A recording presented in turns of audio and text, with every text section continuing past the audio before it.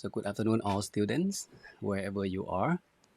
Welcome everyone to the Dhamma subject. Okay, today is Sunday, the 11th of February 2024. This is the third lecture or the third session of the Dhamma subject. If you missed the first two sections, so you just simply go back and learn from the YouTube that Lung Pi uploaded, and just let me know that you have learned. Listen to all of them. Honest to yourself, right? You join this class because you want to learn something. In order for you to understand the Dhamma and put into practice correctly, the first step is you must remember what you learn. If you don't remember what you learn, how can you practice? Not only correctly, practice completely too, right? We learn the first week about the Dhamma. Group 2, we learn Hiri Otappa, we learn Sati Sampachanya, we learn Khanti Suraja. They need to practice in pair. If you don't remember the name, if you don't remember the term, you don't understand each term and how they pair with each other, why the Buddha teach them like that, then the way we practice may be improper. That is why you may not see the result of the Dhamma that you practice. The Buddha said a long time ago, there are benefits of study Dhamma. Okay? First, you will hear something that you may never heard before in your life. Second thing, even though the thing that you learn today may be something that you learned already or heard before, you have a chance to relearn and to re-understand what you learned. You can always find something new in the same Dhamma topic that you learned before. And that is why it leads to the reason number 3. It will help clarify your doubt of whatever doubt you have with that particular Dhamma subject, even though you may have heard it before. And number 4, while you listen to the Dhamma, your mind is calm and relaxed. That's the nature of the Dhamma. You feel peaceful. We're not talking about something annoying, something troublesome, anybody. It's just something really beneficial for all of us. And the last one, to me, is the most important one, is it helps us to develop the right view toward our life, toward the nature, toward things around us. Because the Buddha once said, right view, having right view is the starting point of having good life and happiness. If you have the wrong view, your life will start walking down the wrong path. If you feel like alcohol is good, another person has the view that alcohol is bad. You see, these two persons will end up different places because of the view difference. So listening to the Dhamma help us to adjust the view. So the more you understand the Dhamma, you strengthen your view. You have confidence that I am practiced correctly. This is exactly what the Buddha wants me to know, and this is exactly the Buddha wants me to practice. So at least these are the 5 benefits that you will gain when you're listening to the Dhamma, wherever you have a chance, whoever you learn the Dhamma from. This will happen to you if you really open up your mind, your heart, try to understand what that particular Dhamma that you are studying or learning. Before we go to the third subject, the third lecture, let's start off with the 3-minute meditation first.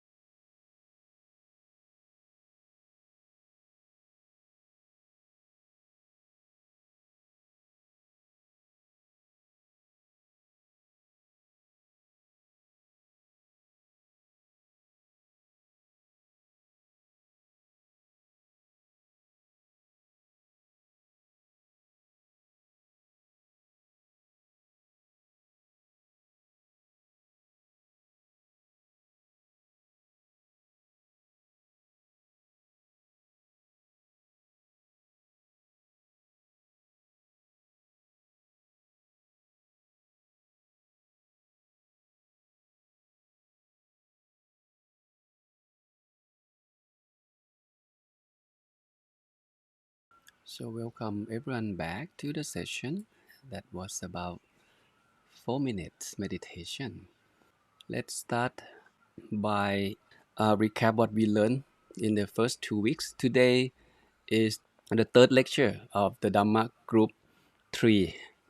Okay, on Sunday, 11 February. This is what we learned from the first week. Okay, we learned the Dhamma Group 2, which talk about these four categories about the virtue of great assistance, sati and sampachanya, the virtue of to protect the world, hiri and ottappa, right? Moral shame and moral fear, the grateful dhamma, dhamma that make us beautiful, khanti and soraja, the patience and the gentleness, and the rare person that mentioned by the Buddha, Bupakari and Katanyu Kataveti. Okay, go back and relearn and familiar with the term. And most importantly, what we learn each week, do your best to try to connect the dot. Sati and Sampachanya will be using up to me, not just elementary, intermediate, or advanced Dhamma study, but Sati and Sampachanya is actually something that we need on a daily basis to live life happy. Without Sati, we will be careless, and with that carelessness lead to the danger of life. We can break precept, we can harm ourselves. Something like this. Try to connect the dot to see each Dhamma, how they support each other. And last week we learned about the triple gems, the Buddha, the Dhamma, the Sangha gem. Get to know what they are and how they're important. Why these triple gem play the important roles as the core pillar for Buddhist communities. So you need to know that.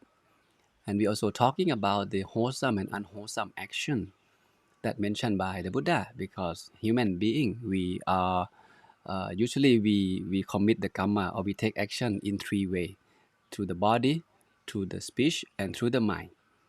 It can be positive or negative, wholesome or unwholesome action, body, speech, and mind.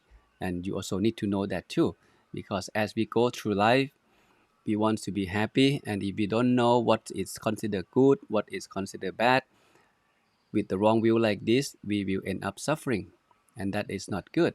And we also go deep to understand why that wrong behavior or unwholesome action, where did they come from? What would be the driving force behind those or such action? Why we have greed, why we want something that belong to someone else, why we get angry easily, why we don't understand the nature of things.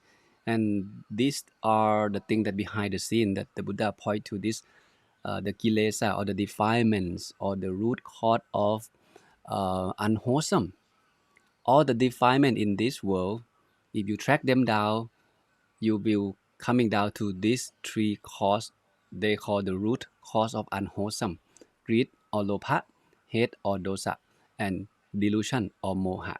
If we put them into the picture, this is how it look like.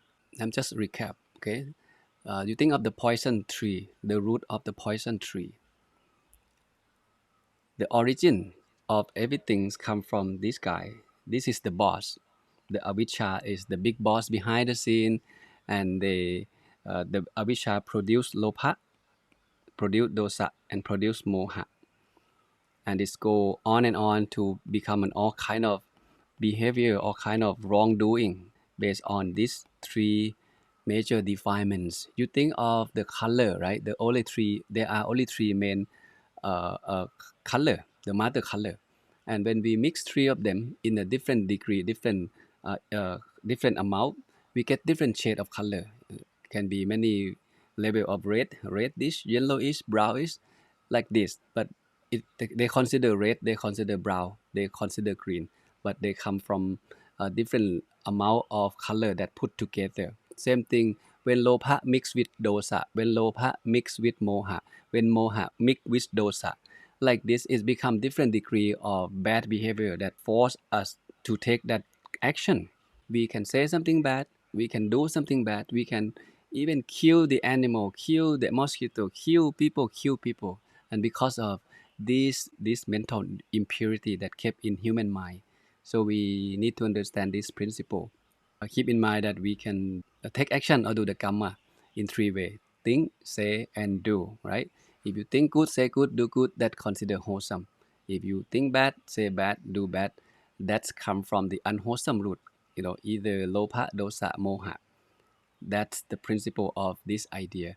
And all of this is important because it's in us. The Buddha teach us to avoid doing bad, right? Continue doing good and purify our mind. And we need to know what is considered good, what is considered bad, and how can we purify our mind, which we will talk about it in this afternoon. Let's see if you can still remember what you learned last week through these four quizzes. The first one, which one is not true about the triple gems? The Dhamma refer to the teaching of the Buddha. The Sangha refer to the monk and nun who studied the Dhamma. The Buddha refer to the historical Buddha or the Buddha to be from Prince Siddhartha, and they are the core pillar of Buddhist communities. Correct, number C, right? What is not the characteristic of the Dhamma? Wow, everyone got it correct. Lead to the reduction of defilements, lead to the welfare and happiness for everyone, blameless and praised by the wise, lead to passion and not dispassion. It should lead to dispassion, not passion. This is incorrect. And the last one, what does it mean by purify one's mind? Sharing loving kindness, observing precepts, studying Dhamma. Purify one's mind is meditation. The real meaning of purify one's mind that the Buddha wants us to understand is how can you remove the defilement completely from your mind, greed, hatred, and delusion. And that's the idea of purify or purity, point to the brightness of the mind that's being pure through the meditation practice. Okay. All right, for today we will continue to the Dhamma group 3 part 2, which will covering the idea or the concept of punya and papa, or merit and demerit. This is one of the crucial principles of the teaching of the Buddha. What are they, why they're important, and how to deal with them, how to make merit, how to get rid of. Let's start from here. Last week we talked about the Dhamma. The Dhamma. What is the Dhamma? Hope you still have that understood in your mind. And the Buddha summarized his teaching in 3 things. If you don't remember anything, if you following this framework, okay, give up the bad thing. Whatever considered bad, don't do it. And continue to do the good thing. Whatever considered good, please don't stop doing it. And most importantly, he said, purify one mind. Purify one mind to up to the point where your mind is free from all defilements or those mental impurities. So these are the 3 frameworks, the instruction of the Buddha that we learned from last week. If you put the Dhamma into practice correctly, your life will be happy this moment onward until you reach Nibbana or the highest happiness, right? That's the ultimate aim when someone walk down the path of following the teaching of the Buddha, to be free from defilements, to have a sustainable happiness. But as you walk down this path, you need to educate yourself. That's why it's called intensive self-development. To develop what? To develop precept, to develop the mind, and to develop your wisdom over and over. Whether you are a monk, whether you are lay people, you walk down this path.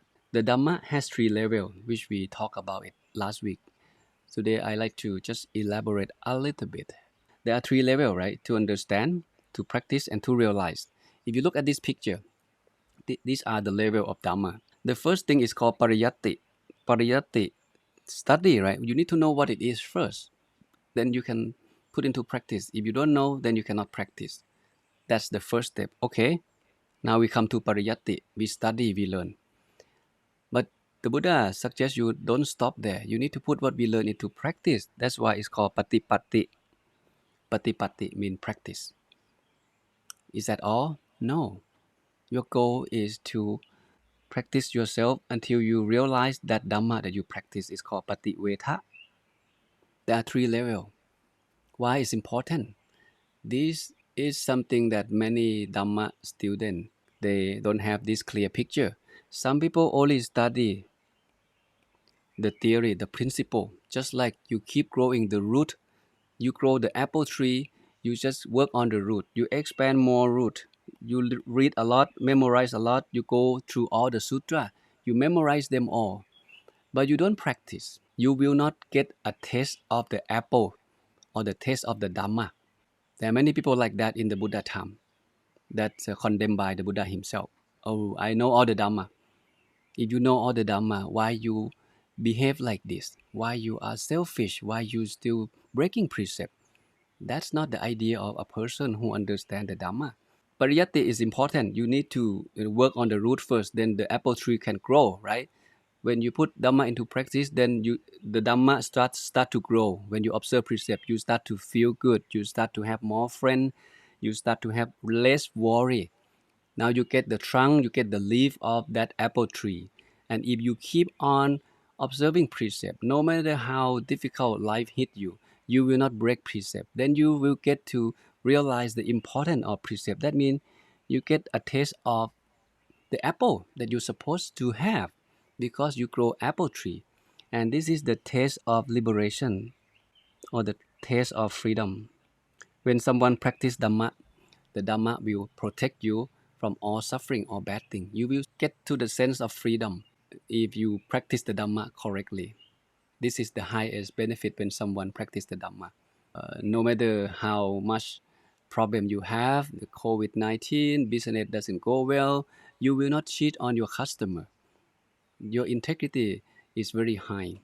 That you have developed the right view toward the Dhamma that you practice. You understand the law of karma. You understand the consequence. That is why you don't break precept. You also have hiri, feel shame of doing bad. You also have ottappa, fear of the consequence. If I cheat on my customer, it doesn't do any good to my business in the long run. You have sati, you have sampachanya, you have patience, you have soraja, right? Khanti and soraja. You see all the Dhamma will come together like this.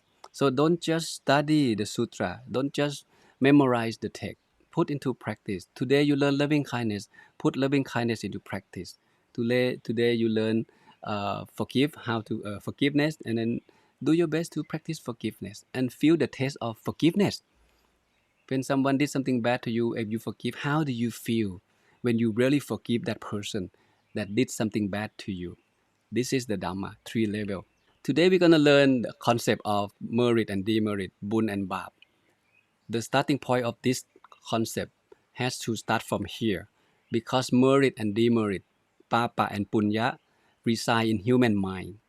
If we just go ahead and read from the books, right, we may get confused because they don't give us the foundation of where this thing come from. How do they affect us? The nature of human life, we have body and the mind. Everyone seems to know that. And do you know that both body and mind, they have defilements, they have disease. We can call them a disease. The body has 6 kind of diseases that mentioned by the Buddha. These are the 6 diseases: cold, heat, hunger, thirst, urination, defecation. There is no one day, the moment that we born up until this moment, until the day we die, that this disease will stop harming us. They're happening every day. We have to eat, we have to drink, we have to put the clothes on, we have to urinate, we have to defecate. Nobody can stop this. It's like a routine disease that come with us the day we born until the day we die. If we don't treat our body properly, we will get sick, we falling ill, and it creates all kind of bad habits that come from not understanding the nature of your physical body. This is how clever of the Buddha. He mentioned this long time ago. And not only that, he also discovered that in the mind, there also a disease, the mental impurities. These are the 3 viruses that reside in human mind. We cannot see them, but we can feel them. How do we know that we have greed? How do we know that greed take control of our mind? Oh, we feel hungry. We feel wanting something that we may not need it. How do you know that hatred or anger control your mind? You have heat in the body. Your heart start beating fast. When you're getting mad, right? Your face turn red. Now you know. Oh, I have this virus. The angriness is working on my mind. Same thing in delusion. You don't know which decision is good. You don't know what to go left or to go right. When we having a fever, right? How do you know we have fever? We have a symptom. There's a temperature in the body, there's a running nose. That means something wrong inside the body. Then we go see the doctor. Then you get the prescription, you get medicine, you take a rest. Then that fever, that running nose disappear. Same thing. Now we know that there are these three viruses that reside in our mind, and they will take control our mind. And there's a criteria to know that now this is the anger guy is running my life. Now the greed guy, now the delusion guy is running my life. Then we find way to deal with it. So punya and merit and papa or demerit, they are inside the human mind, which I will elaborate further. So human mind has three root of defilements. We learned already. We have greed, we have anger, delusion. All of them, they come with us the moment that we born. It is said when we die, the body die, the mind doesn't die. Whatever in the mind is go to the future life. If this life you purify your mind, you lessen the defilements. You have developed a good quality of mind. This good quality of mind will go with you in the future life. If this life you never come to the teaching of the Buddha, you have no idea what they are. You keep on breaking precept. Those bad quality of your mind that you cultivate will also go with you in the future life. You may be born with a guy who always cranky, get mad easily, like to have violence, like to do things bad all the time, because that's the quality of your mind that you develop by yourself in the previous life. How come someone born with a good mind, good thinking, have a right view? When he born, he just want to give, he just want to forgive, he doesn't want to argue. Like this, want to meditate, want to go to the temple. That's the quality of the mind. And I was asked by one of the students that come to ordain, he said, Long P, what exactly that we can take with us after we die? He doesn't know much about Buddhism. And my answer was, this is it. The only thing that you can take with you after you die is the quality of your mind that you have been developed or cultivate in your whole life.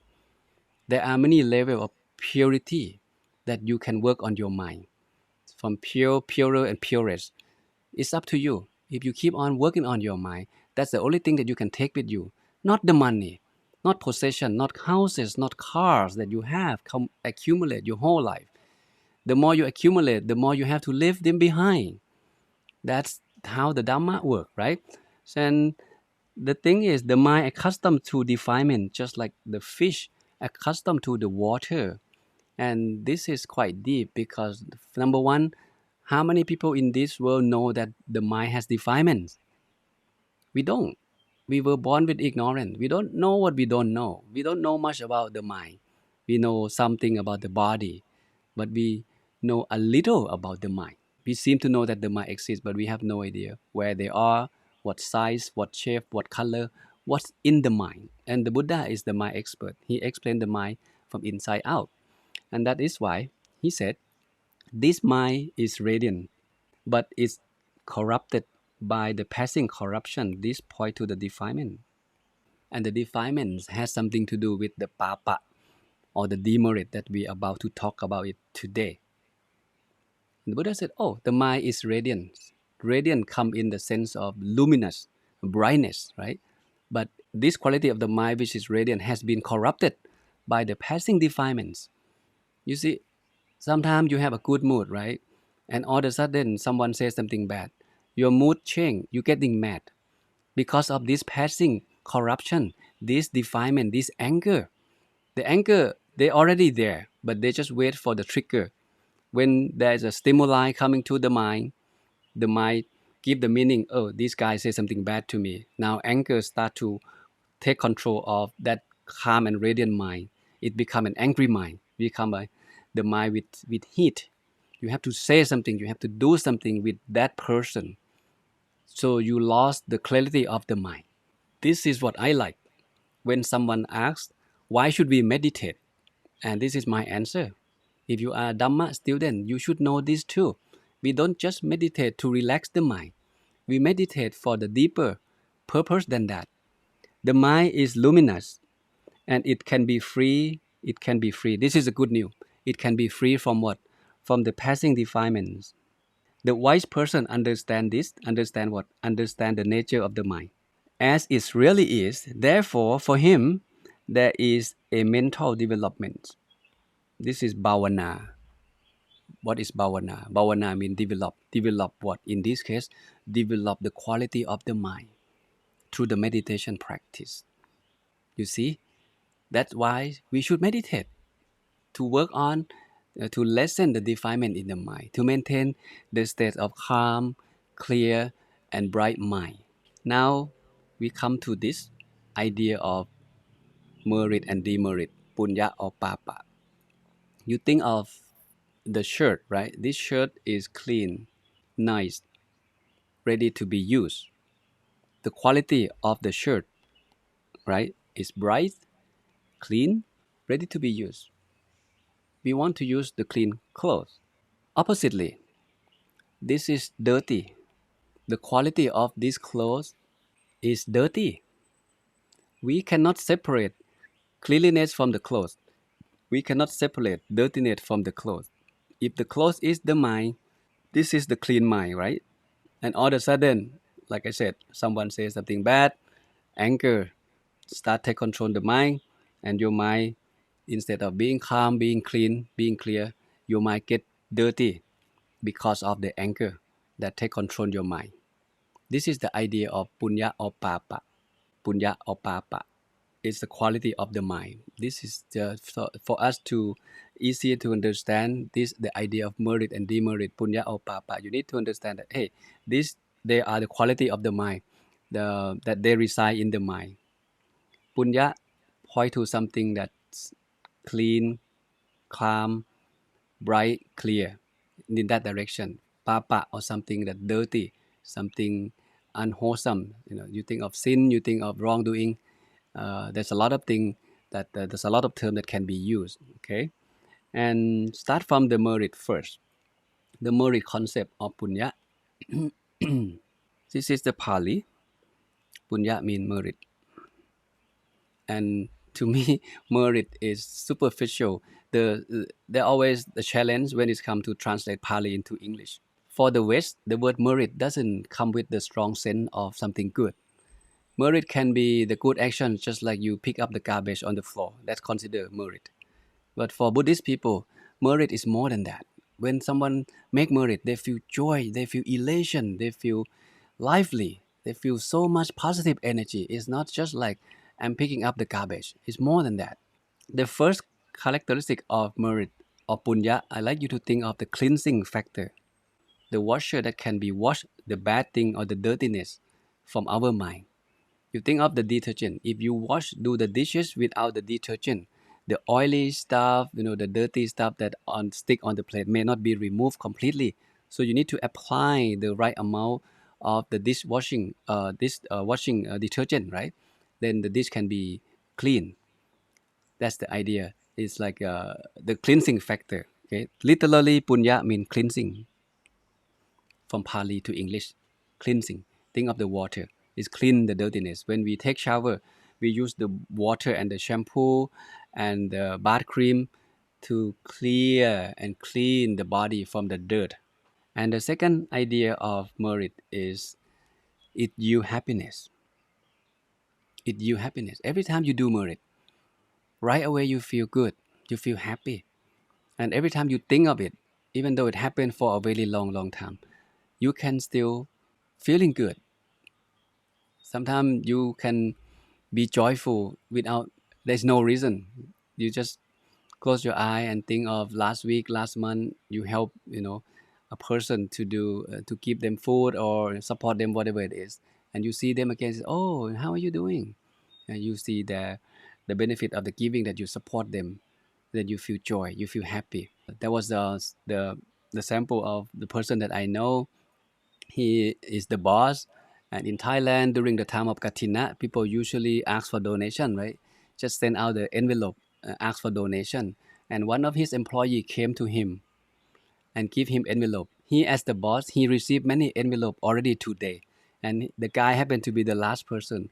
The boss was very not mad, but he get cranky about people just give me envelope. That means I have to give money to them. So he didn't know what to do. He just put like 20 baht, 100 baht into the envelope. He didn't even pay attention what that money is for. what donation for, and he forgot. After few years, that employee came back and showed him the picture. Boss, this is the chapel that you donated 2 years ago. I give you the envelope and you give me 100 baht. And now the chapel finished. Now people go and make merit over there. The boss was shocked.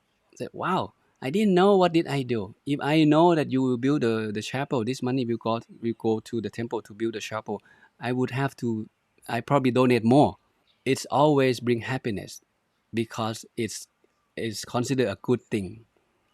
That's the character of punya. And the third character of punya is called the pure energy. You can think of punya as the energy, the, the pure and clean energy. The more the merrier, the more the better. The energy come and keep in the mind. The mind is like the battery, right? You just plug into the source of happiness, and that happiness will keep coming back to your body and keep in your mind. It's a pure energy. Even though that action happened long time ago, like the example I just mentioned, 2 years, but the guy still remember, oh, this money go to build a temple. And when he think of that, that energy come back even more. He feel happier. So every time you do the merit doesn't go away. It keeps in your mind, and you think of it. It brings joy and happiness. It's a pure energy, and that's the idea of the punya. And there are many terms that call punya. It's difficult to find a term in English to explain one's Pali vocabulary. That is why when you read the text, you may come across a lot of terms, but the idea is the same. Okay, like in this case, there's the brightness, the good deeds, the wholesomeness, the virtue, the goodness, the purities, the moral acts, the cleansing, the happiness, the righteousness. They're all kind of terms that you can think of, which may confuse you. There may be many terms to call punya or merit, but all of this, they have the same common sense, which is the sense of purity, the sense of goodness. You can call it whatever it is. At the end, when you track it down, you feel good. You feel yourself better. You feel purer. You feel happier. That's why it's called the positive or the pure energy. This is the idea of punya. And the Buddha said in one teaching in the Metta Sutta, he said, monk, don't fear good deeds, don't fear punya. For punya is a term for happiness, for what is likable, desirable, and agreeable. That's the definition of punya. It's the term for happiness.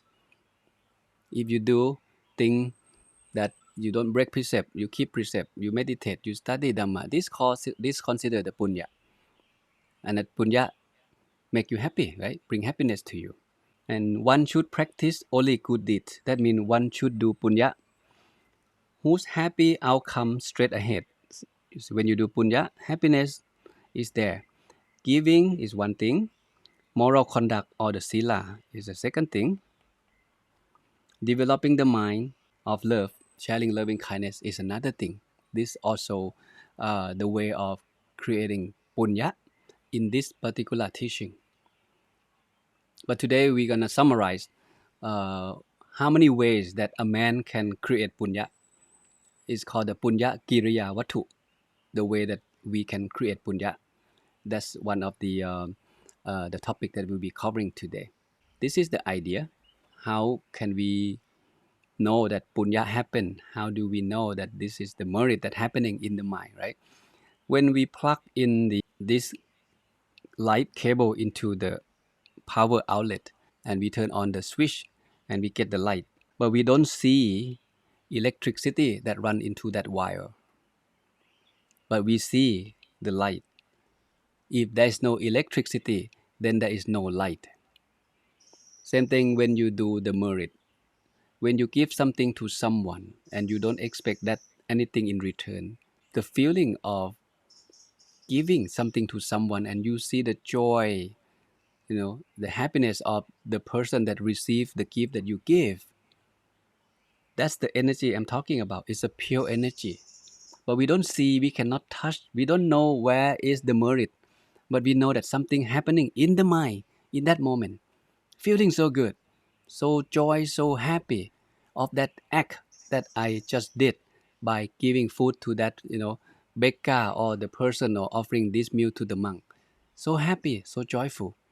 That's the idea of how do we know that merit happens. It's happening like this. It's the energy. That's why sometimes it's called the energy, right? What about the papa? The concept of the demerit. Papa is a Pali term, and English translate to the demerit. The first characteristic of the papa, you think of dirtiness, something dirty, something is not good. It's crowded the mind. It lessen the good quality of the mind, and it's you the suffering. When papa or this negative energy happens, you always have suffering here and there, more or less. It's considered an impure energy. The more, it's not the more the merrier. The more you have this negative energy or impure energy, the more suffering you become. Think of the more agitation that you have, right? If the same example, if the guy says something bad to you, you think that you are mindful, you okay, right? Okay, I don't say anything bad to him, but deep down you feel irritated. Tomorrow you see him again, and he say the same thing again. Oh, you are a bad person, and now you're getting angrier. The intensity of angry is more than yesterday. And you see him again, okay, you mindful, you don't say something bad, you be patient, you practice Khanti Soraja, and then see him again next week, he say the same thing to you again. This time you get mad. You see, level of energy has changed from being mindful, from being okay, controllable, now it's uncontrollable. You have to do something. You have to say something and do something for that person who keeps saying something bad to you. There are many levels to it. So it's like an energy.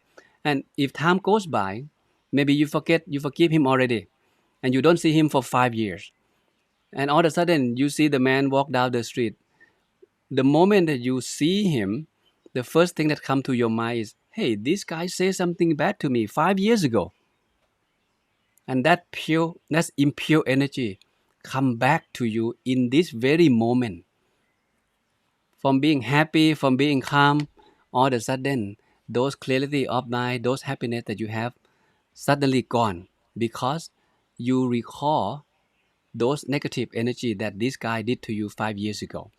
You see, nothing get lost, good, bad, not good, not bad. It keeps in the mind. There are many terms that use when it's come to explain the word papa in Pali. Usually we use the word demerit. But again, what it means by demerit, right? Still have to translate. All of this, point to the bad thing, right? Sinful, bad, weak, corrupted, wrongdoing, cruelty, dullness, dirty, unwholesome crime. All of these point to the word papa. Try to explain the word papa. There may be many terms to call the word papa, but all of these words come in the same common sense, similar to the word merit or punya. If anything feel dirty, feel corrupted, unclear, that most likely that's the energy of papa. And I'll explain to you a little bit more in a moment. But before we go further, this is what people usually confuse. In some other teaching, there is the word sin used very often. And sometimes Buddhist scholars translate the word papa into sin too. So when you read the text, you may come across the word sins appears in the Buddhist text in English, which sometimes if you still have that understanding of the sins from other religions, from other doctrine, then you may get confused. According to the dictionary, sins mean the offense or breaking of religions or moral law. If you break precept, you got sin. Sin is here, right? This is sin. But sin, again, Buddhism we call papa. We call papa or demerit. What's come with sin by default, we usually think of something called confession. And this is big difference between other religions and Buddhism. When you think of confession, what happens if you did something wrong in your life? You see in the movie, right? A man kills someone and go to the church and ask forgiveness from the Father, and he has been forgiven. Sin has been removed just by open up what you did to someone. This is considered confession. But this is what the meaning of sin and confession in Buddhism is not. The student of Dhamma must understand what it means by sin. If you hear the word sin, you need to think of, hey, can sin be removed? Can this papa be removed too? So your understanding will be more complete, not just know, oh, this is bad. But can this bad thing be removed? That's the question. And here is the answer from the Buddha himself. The Buddha, he talked to this monk, this Brahmin, the Bakula. He said, Khaya, Khaya, these are the name of the river. Khaya, Suntarika, Pakhaya, Sarasati, and the Pahumpati. This is the stream. This is the name of the river in Pali. All full, a fool, may there forever bath, yet will not purify dark deeds. What can Sandarika and Pakaya and Pakula and Pahuka, what can they do? They can cleanse a cruel and criminal person from their bad deeds. That's what the Buddha mentioned. That's what the Buddha teach. So the bad deeds cannot be removed. This is something about the mind. The mind keeps everything. Good, bad, not good, not bad. It's like a huge hard disk that will never get full. Every lifetime that we born, everything that we say, every picture that we see, every action that we did will be kept in the mind. Will be kept in the mind. And we don't know that. We don't know how the mind works. And the Buddha continued to explain. And if you speak no lying, no harm, any living creatures, no steal, not steal anything that not belong to you, and you are faithful and not stingy, what's the point of going to Kaya? For any well may be your Kaya. Basically, if you do something good, what's the point of going to the river? What's the point of drinking the water from that river? You don't have to. You cannot jump or plug yourself into the river, take a bath, and come up clean. It doesn't work like that. The law of nature doesn't work like that. And this is something that you can use as the criteria when you're not sure whether this thing is merit or punya, or this thing is demerit or papa, right? Because there are energy, pure energy and impure energy. If something that you do that lessen the crowded of the mind, that bring the mind toward the wholesome quality, that is called punya. Oppositely, if something that you're about to do crowded the mind, and for sure, when you think of it, 5 years from now, 10 years from now, or for the rest of your life, it will crowded the mind. It brings suffering to your mind. That is called papa or demerit. Now you have the criterion to check. Just keep it simple. If something clear and bright, that's the punya. Something dark and crowded, that's the papa. So clear and bright is the criteria of good thing, of the good mind. Crowded and dark is the quality of mind that's being contaminated by the defilements. This picture may help to understand how these bad things and the good thing works, right? So we said sin cannot be removed, and what do we do? I did bad thing a lot, I break precept all the time, and now I just come to the teaching of the Buddha. What should I do? You drink of this water. This pure water is drinkable because it's pure, it's clean, right? There's no taste in the clean water.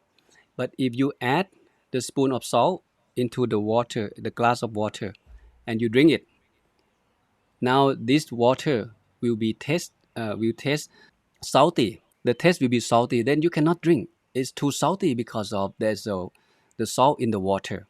This is the idea. The water is a punya or merit. The salt is the papa or demerit. Now you mix them together with the almost the same amount. Then this merit is being contaminated by the demerit. The water becomes salty. You cannot drink. But if you put this glass of water, which is very salty, put into the water tank, the big water tank, then you drink water from this tank. Do you still feel salty? No, right? You don't feel salty because this much of salt has been diluted into the tank. Is there more water than the salt itself? So now you don't even notice that there is a salt in the water because too much water, this help dilute the salt already. In fact, the amount of salt in this tank still remain the same. Still remain the same. It doesn't get removed. It's still there, but you don't feel it. That means the demerit or the bad deeds that we did in the past, even though we cannot remove it, but if we stop adding the salt into our life, we just add more water into it. Even though the bad thing, the bad energy is still there, it cannot take action. It cannot take action because they have too much of pure energy inside your mind. And your job is to do what? Once you know this concept, your job is to stop adding salt into your life. Stop breaking precepts. Stop telling a lie. Stop harming others. Stop cheating on your spouse. You stop adding salt into your life. And then you continue add more of the water by making merit into your life, which we will talk today. How can we make merit? What's the idea of making merit? That the Buddha teach us to do, right? So you need to keep this picture in mind because, like I said, whatever you do cannot get lost. What you say, what you do, what you think will keep in your mind. And in one day, we do something good, we do something bad all the time. You think of yourself today, from this morning that you wake up until this moment that you're listening to the Dhamma class, you join the Dhamma class. What is the quality of your mind? What did the mind had gone through? Wholesome, unwholesome, getting mad, lustful mind, fearful mind, sleepy mind. The mind, they always have to think, always have to go after something all the time. Good, bad, not good, not bad. This is very important. Each day before you go to bed, you need to check whether today you win or lose. If the quality of the mind is shift toward merit, positive than negative, that day you win. Oppositely is more negative than positive, that day you lose. So tomorrow fix it. You need to work on your mind on the daily basis by being mindful, sati, sampachanya. Be patient if someone says something bad, right? Khanti, solacha, hiri, otapa. Develop the fear of doing bad. Develop the fear of the consequence of doing bad. You see, whatever we learn, we can connect them together. Connect them together. That's something the Dhamma student should right away put into practice. Tonight, before you go to bed, you check whether today you okay or not. Is your mind in this quality more than this one or not? Or opposite? If it's opposite, tomorrow fix it. Don't let it happen. Don't go to bed with the agitated mind, with getting mad to someone. You need to learn how to forgive, how to forget. You need to sleep with a happy mind. This is very important practice.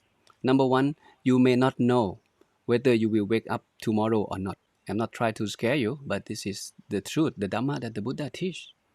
We may not know whether we will wake up tomorrow or not, so we deserve to go to bed happily with a pure and good mind. Cultivate the mind that way, to forgive, to forget, to let go, and go to bed. Have the body and mind rest fully. If the problem can be fixed, fix it tomorrow. If it cannot be fixed, get over it. Learn how to deal with it. Then move on with your life. That's the habit that you should be cultivating. Okay? And there may be many color here, but again, it's not complicated. We human being, we committed karma in three ways. We think, we say, and we do. Right? If you think good, if you think good, this one, if you think good, you gain merit. Your mind is clear. Your mind is happy. But if you think bad, again, it leads to suffering. You clouded your mind. You lessen the quality of the mind. Same thing. If you say something good, you create merit in the mind. If you say something bad to someone, you're telling a lie, whatever it is, you create demerit or papa or the negative energy in your mind. If you do something good, same thing, you create merit. You accumulate the positive energy or you develop the quality of the mind through what you do. If you do something bad, again, you lessen the quality of the mind. You create papa or the negative energy into your mind. That's how merit and demerit that happen in our life. And each day, You need to check how many merit, and demerit that you have done from what you think, from what you say, and from what you do. Why making merit is so essential? Why the Buddha emphasized this? There is a law of karma that the Buddha discovered, right? And the law of karma somehow involved with this principle of merit and demerit. Still remember this picture we learned last week about the vicious circle? The kilesa or the defilements, greed, hate, delusion, and the ignorance or avijja force us to do action to commit the karma. And with that karma that we have done, will save in the mind, and it eventually will yield the result. Okay, it's like the cycle like this that never ended. Kilesa force us to do the karma, and that bad karma will take action and will yield the result in the future. Next week, next month, next lifetime, we cannot run away from what we did. If your action drive by these defilements, of course your life will end up suffering. Suffering now, suffering next week, suffering next life. It depends on how much water that you have in the tank of your life. This one. Some of you born perfect, born rich, born highly educated, born in a good family. That means it implies that you have accumulated all kind of a lot of merit in the previous life. But you may have done something wrong, something bad in your life before, but they're not many. That is why this negative energy cannot take effect yet, but it will if you just keep on draining that water out of your life. Stop making merit, start breaking more precept, then eventually the demerit or the papa energy will grow, and you will end up suffering for sure. Will happen. Making merit is important. We will learn how to make merit, and we will see why it's important. This is the answer according to the law of karma, right? If you do good, you get good. If you do bad, you get bad.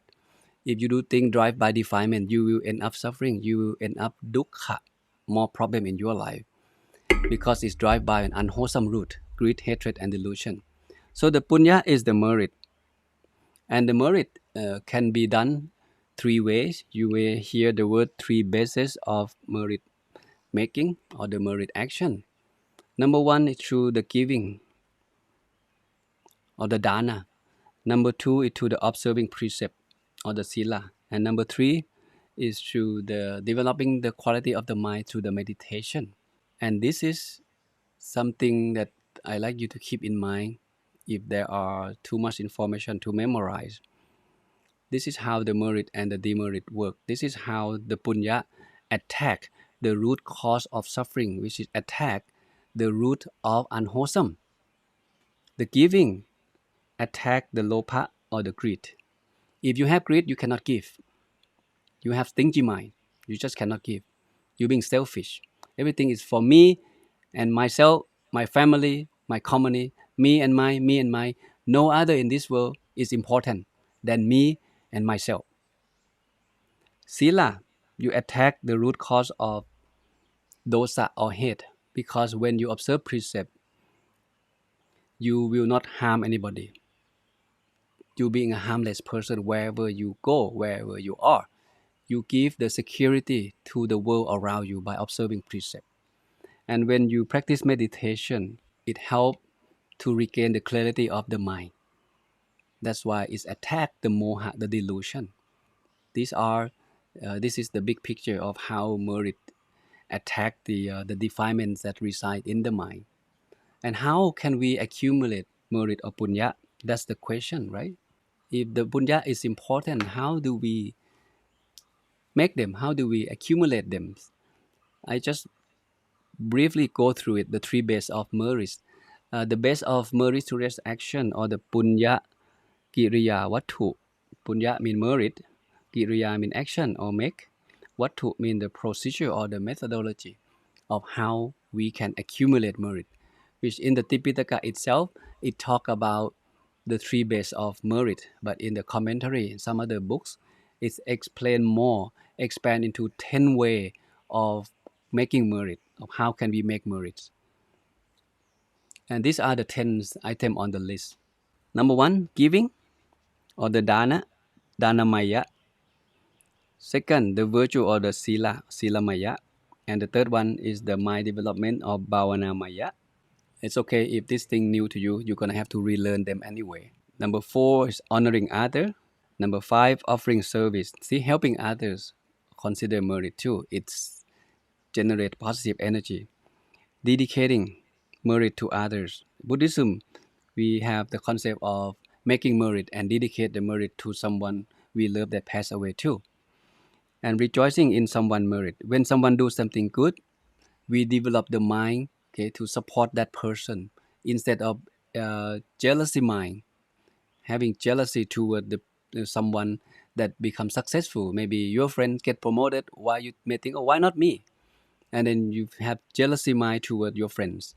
So we should rejoice when someone becomes successful, and that's again, it generates positive energy. It's considered merit. And number eight, listening to the Dhamma, Dhamma Savanamaya, also merit. Why? I mentioned at the beginning that every time you listen to the Dhamma, your mind become pure. You have more understanding. It remove your doubt. That's why your mind become peace and calm, joyful and happy every time you listen to the Dhamma. And giving the Dhamma talk also consider merit. Like in this case, I share the teaching of the Buddha to you. I'm work on the number 9. You guys work on the number 8. You listening to the teaching of the Buddha from what I share with you. So we both gain merit. We're not talking about something bad. We're not talking about violence. We're not talking about corruption or anything. We're just talking about the Dhamma, something good, right?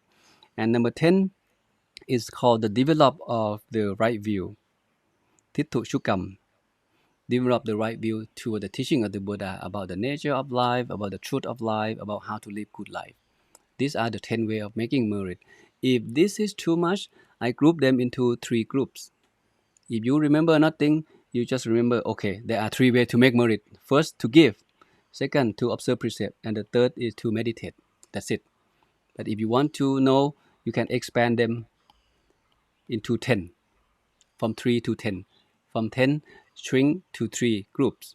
Right? The giving, they are offering the service, also consider giving. Instructing, sharing, giving the Dhamma, also consider giving. Right? Dedicating merit to someone else, also consider giving.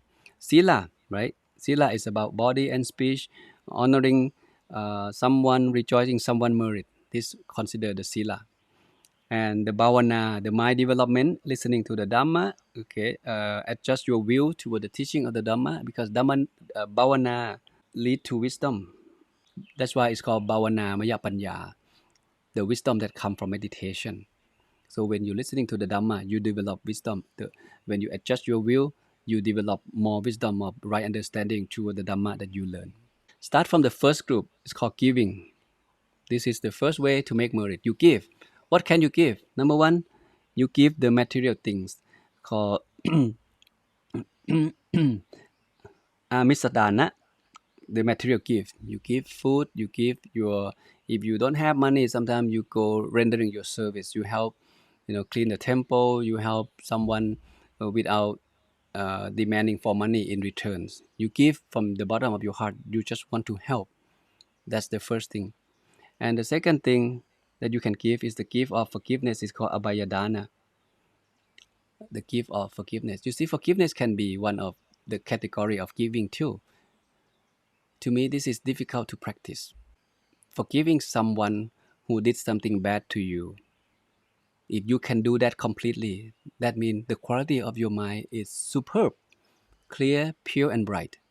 You think of the Buddha. Um, Sometimes people say like, "Oh, loving kindness is easy to share, easy to do." But for me, this is one of the things that most difficult to do and to share. Share loving kindness. You think of the Buddha. The Buddha once said, whether a man who tried to kill me and my son, these two person, one person, a person who want to kill me, and another person is my own son. My heart, my feeling toward both of them are equal. I love them equally. That's the mind of the Buddha. Can you love someone you love equal to someone that you hate? Ordinarily being, we cannot. We cannot. Because we have a defilements. We have moha. We have ignorance. We have delusion in the mind. But practice that. And number 3, you give the Dhamma. You give the wisdom. You give the Dhamma and you give the wisdom. If you know something good, you just share with people you love without expecting anything in return.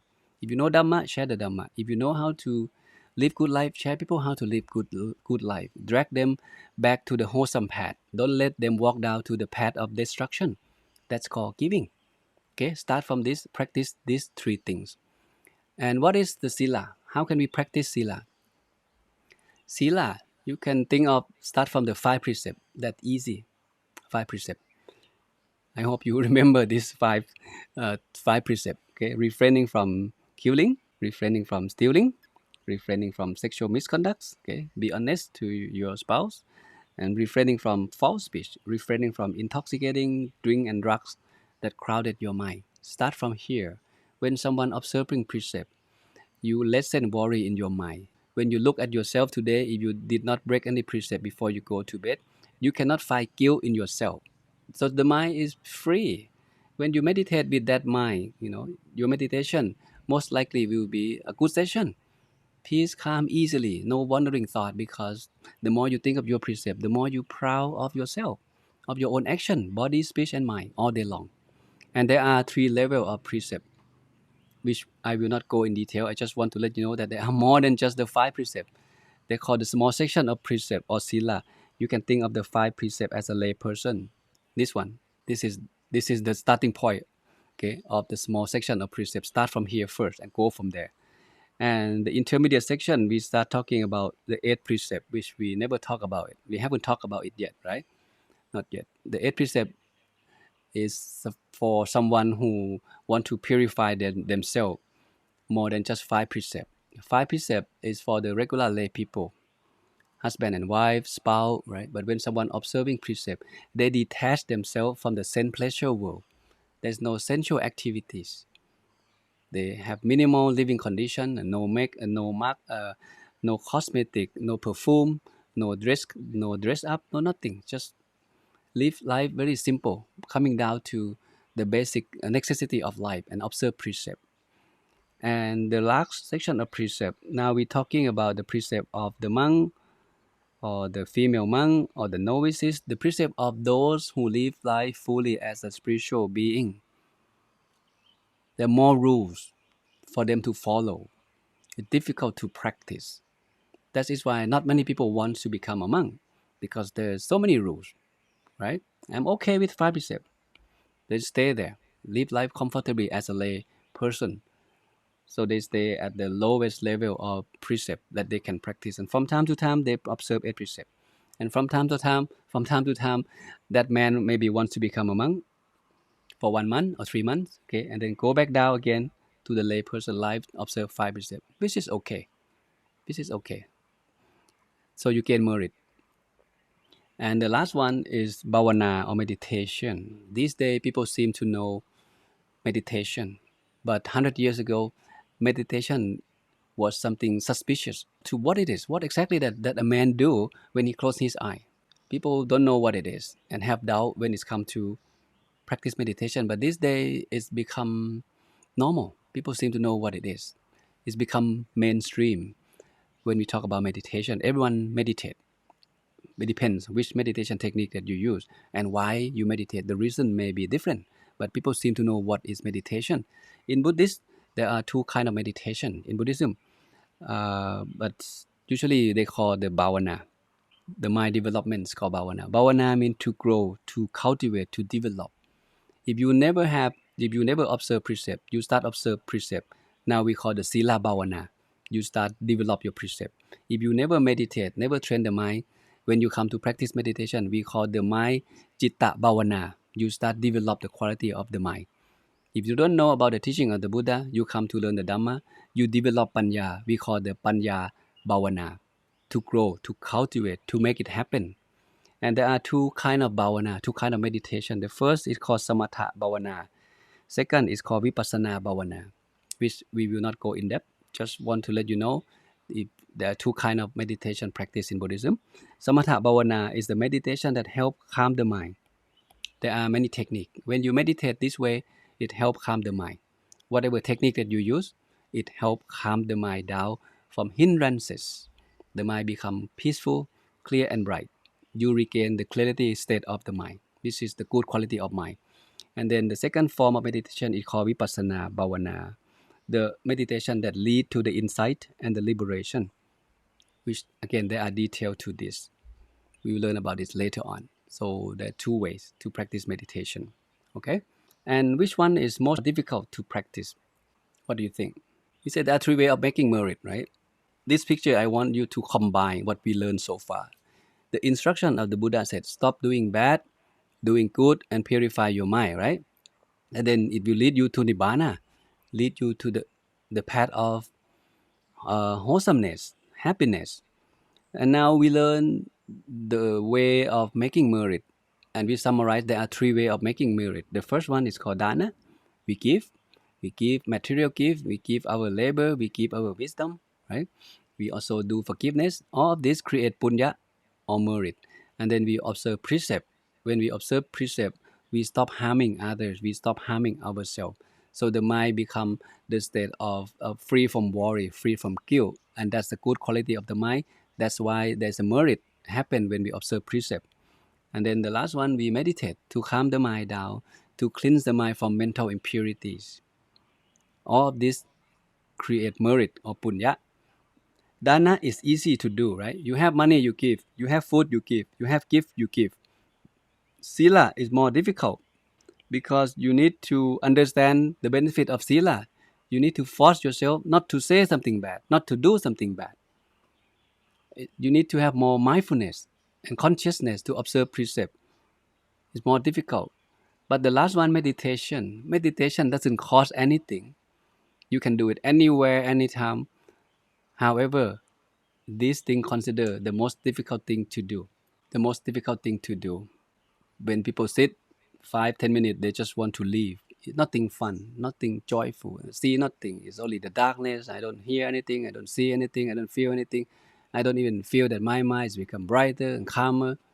So just quit. You don't see the result. Okay, it's probably the most difficult thing to do. But again, when it's come to cultivating merit, you need to know that there are three ways. Okay, you give, you observe precept, and you continue to practice meditation. Then you gain more merit every day, and make sure you combine them together.